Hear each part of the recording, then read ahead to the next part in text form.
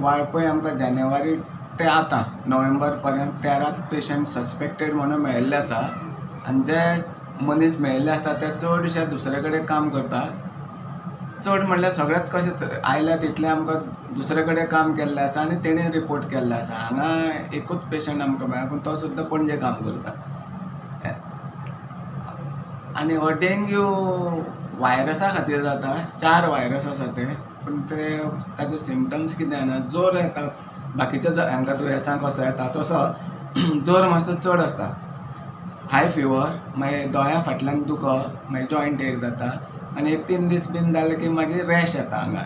ते ताचे रॅश म्हटल्यार हें सेकेंडरी इन्फेक्शन जातल्यारूच ब्लड सुट्टा आंगान भायर, इनक्रीज परमेबिलिटी जाल्ले कॅपिलरी, ताका लागून ते सिमटम ताजे येता आनी 7 दिसां भितर तें आपुणूच सारकें जाता.